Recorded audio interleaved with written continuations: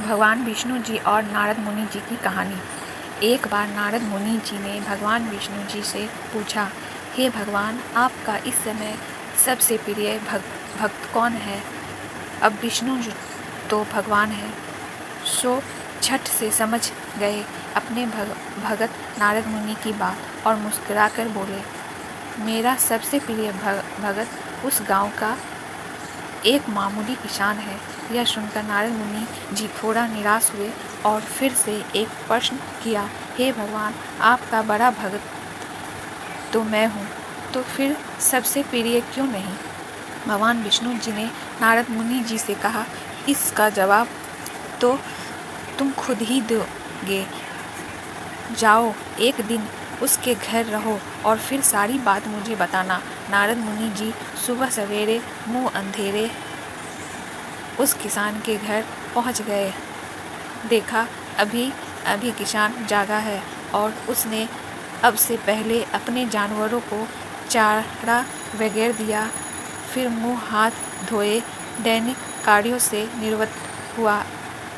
जल्दी जल्दी भगवान का नाम लिया, रूखी सूखी रोटी खाकर जल्दी जल्दी अपने खेतों पर चला गया। सारा दिन खेतों में काम किया और शाम को वापसी घर आया। जानवरों को अपनी अपनी जगह बांधा, उन्हें चारा पानी डाला, हाथ पांव धोए, कुल्ला किया, फिर थोड़ी देर भगवान का नाम लिया, फिर परिवार के संग बैठकर खाना खाया और कुछ बातें की और फिर सो गया।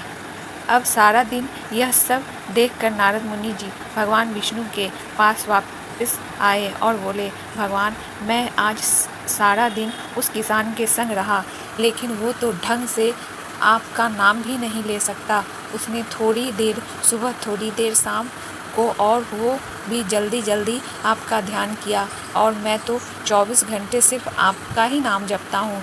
क्या अब भी आपका सबसे प्रिय भगत वो गरीब किसान ही है? भगवान विष्णु जी ने नारद मुनि की बात सुनकर कहा, अब इसका जवाब भी तुम मुझे खुद ही देना। और भगवान विष्णु जी ने एक कलश अमृत से भरा नारद मुनि को थमाया और बोले, इस कलश को लेकर तुम तीनों लोगों को परिक्रमा कर के आओ, लेकिन ध्यान रहे, अगर एक बूंद भी अमृत नीचे गिरा तो तुम्हारी सारी भक्ति और पुण्य नष्ट हो जाएंगे।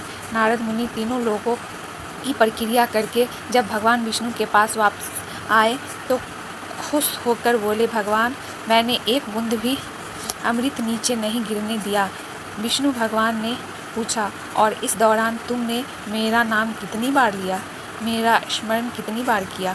तो नारद बोले, अरे भगवान जी, मेरा तो सारा ध्यान इस अमृत पर था, फिर आपका ध्यान कैसे करता?